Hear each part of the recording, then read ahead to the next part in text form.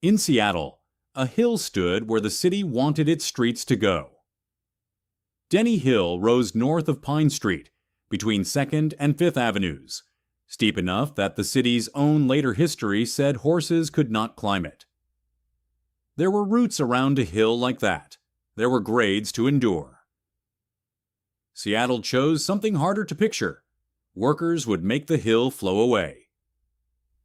They did not blast it apart in a single night, and no giant machine simply swallowed it.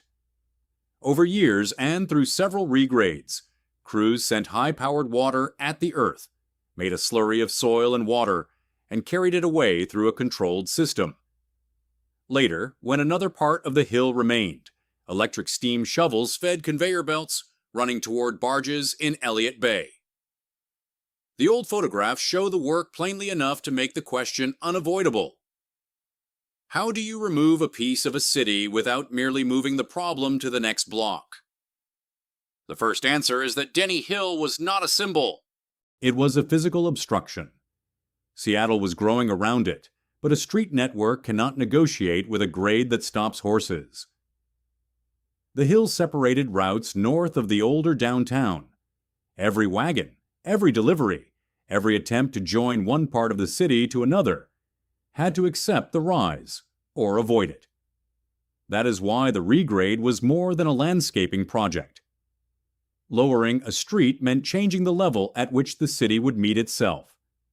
Curbs, sidewalks, buildings, lots, water, and loose earth all had to answer to the new line. A map can make that seem tidy. The photographs do not. They show a city with its surface opened up, its familiar elevations suddenly negotiable. The work began in stages. An early lowering of 1st Avenue started in 1898. The best-known hydraulic phase followed from 1908 to 1911, when 27 blocks between Pine and Cedar Streets, from 2nd to 5th Avenues, were sluiced. At 4th and Blanchard, the street level was cut down by 107 feet. That figure is so large it can become decorative if it is left on a page. On the ground, it meant a street was being asked to occupy air that had once been inside a hill.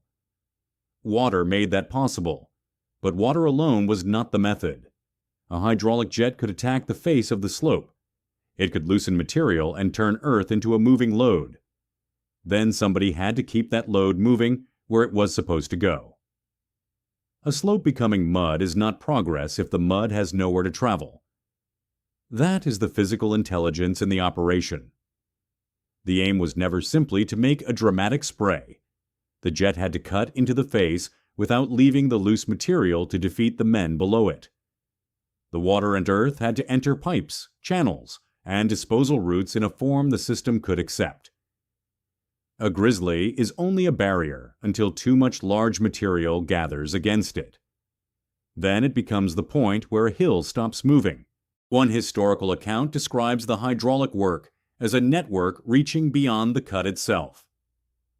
In the 4th regrade, water drawn from Elliott Bay was supplemented by 3 pumps at Lake Union, then carried through a mile-long pipe up 8th Avenue to distribution points near Battery Street.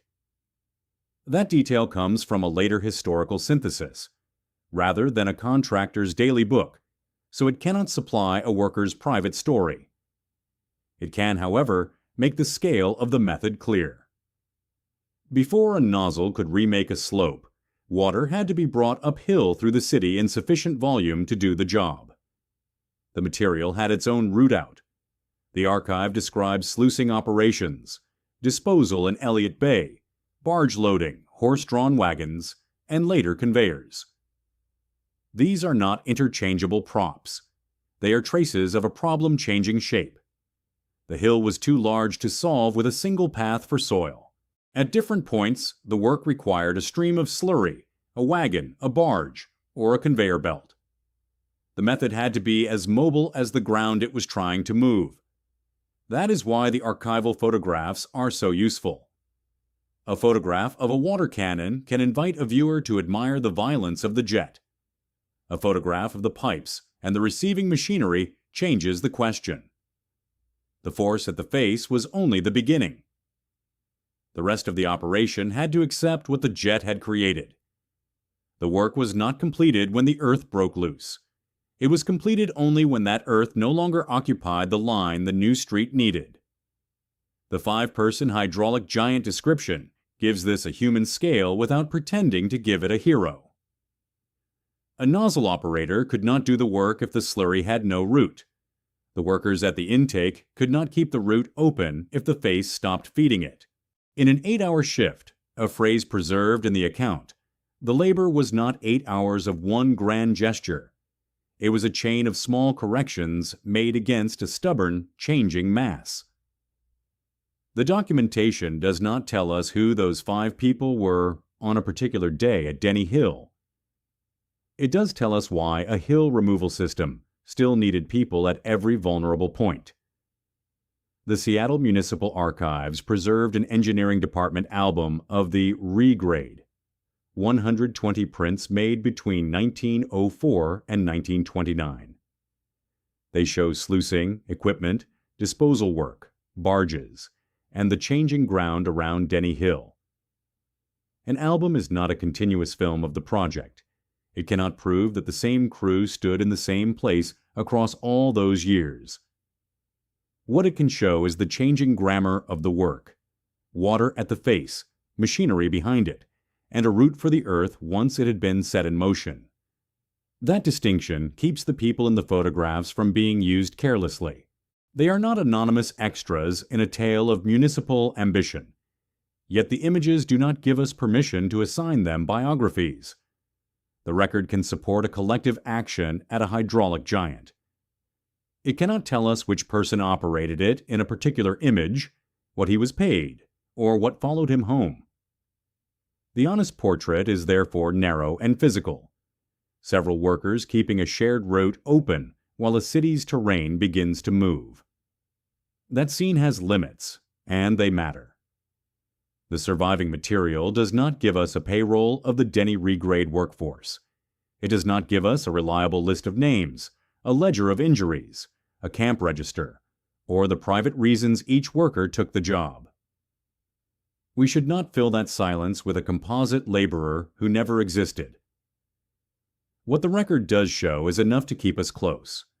A collective task at the face, a water jet, moving slurry, equipment that would fail at its purpose if the route clogged. There is a tendency to treat old hydraulic work as a trick from another age, something picturesque because it looks primitive beside later machinery. But sluicing was a way of changing the terms of the task. Instead of breaking every piece of Denny Hill into something a cart could carry, workers used water to convert the slope into material that could be directed. The city was not taking the hill somewhere intact. It was making the hill transportable a little at a time. Much of the material in the relevant phases went toward Elliott Bay. Some early material also served as fill-in downtown streets. That distinction is worth keeping. It is tempting to make one sweeping sentence and say that all of Denny Hill became landfill. The record does not permit it. The real story is more interesting anyway. The destination of the earth changed with the phase, just as the machinery did. This was not a clean march from old tools to new ones. It was a long attempt to make a difficult place answer to a different street level. The hydraulic phase dealt with major portions of the hill. It did not make every remaining piece of ground vanish at the same time. The archive preserves some of the strangest evidence of that fact. Houses and lots left standing on pillars or islands of earth, with the public street cut down around them. Those images have generated a durable story. The islands are often called spite mounds. The name is memorable because it supplies a ready-made cast. A city pushing forward, a homeowner refusing to yield, a house perched above the new world below. It would be an easy scene to write. It would also be more certain than the record allows. Look again at what the images actually show. They show vertical mismatch. A street has been lowered. Nearby private ground has not yet been lowered with it. The visual fact is real. The shared motive people have attached to it is not. Seattle's arrangement created that mismatch.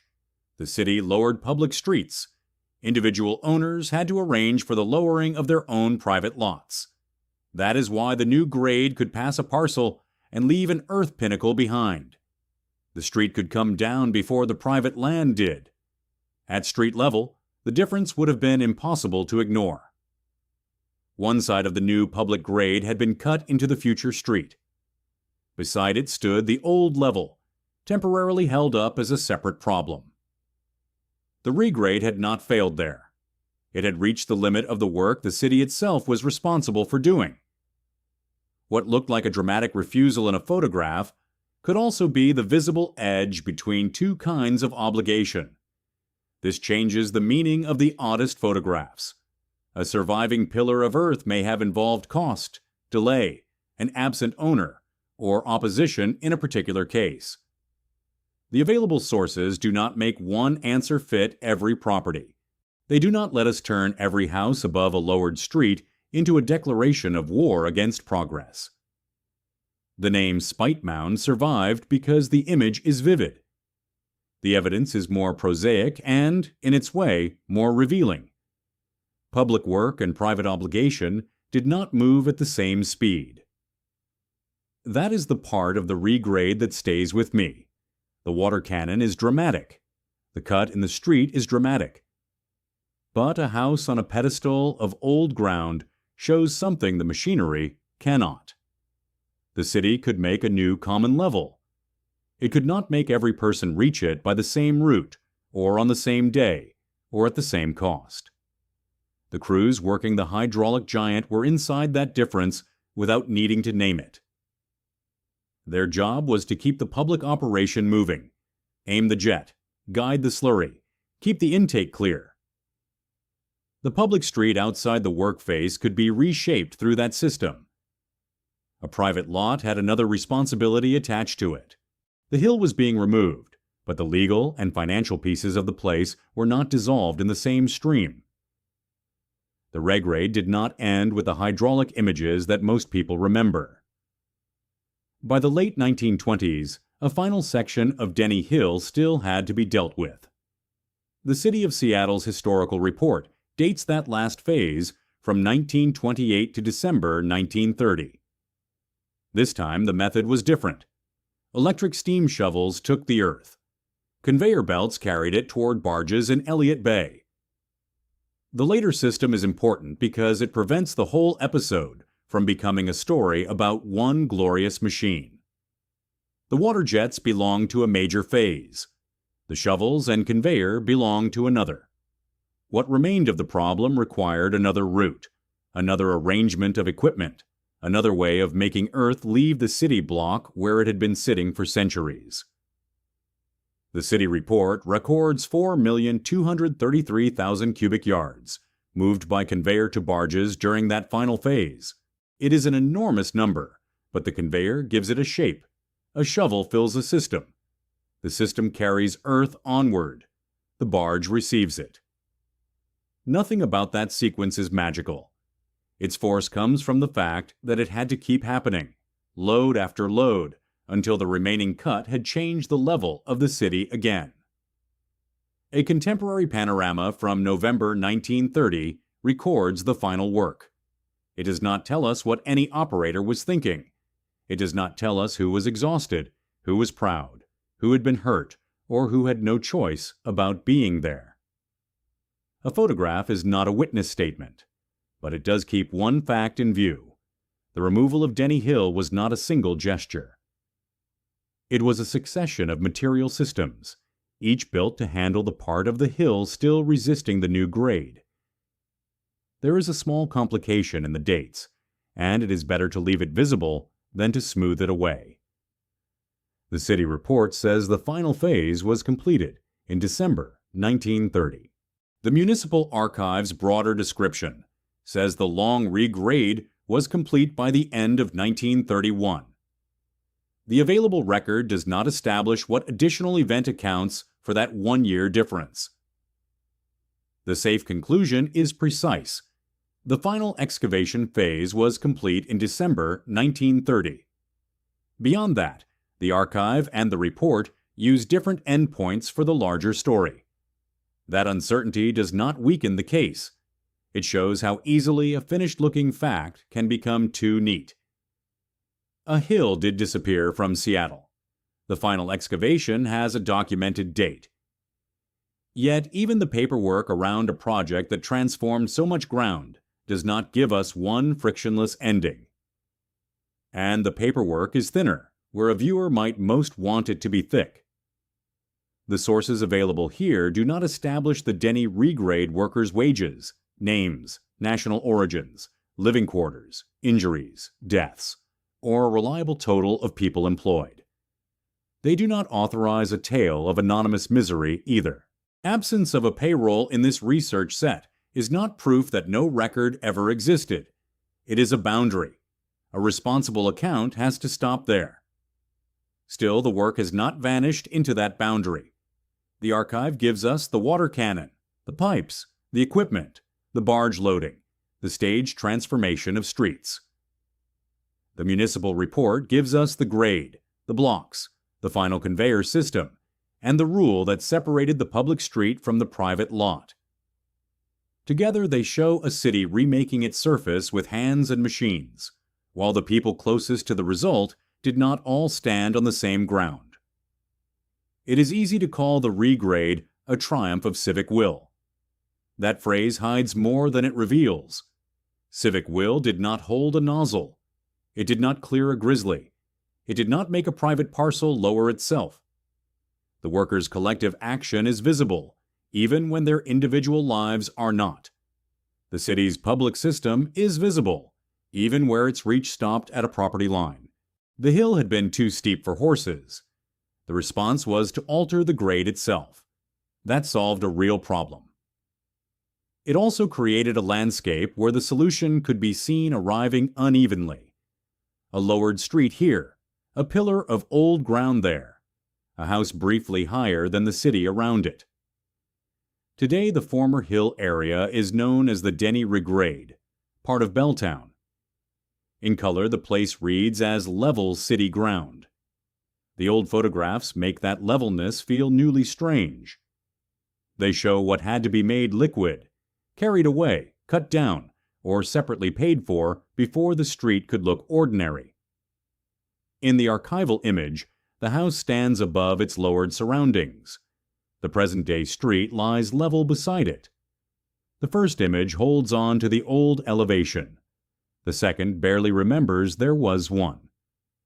Between them is the quiet fact that a common future can be built in public, while someone nearby is still standing on the ground it left behind.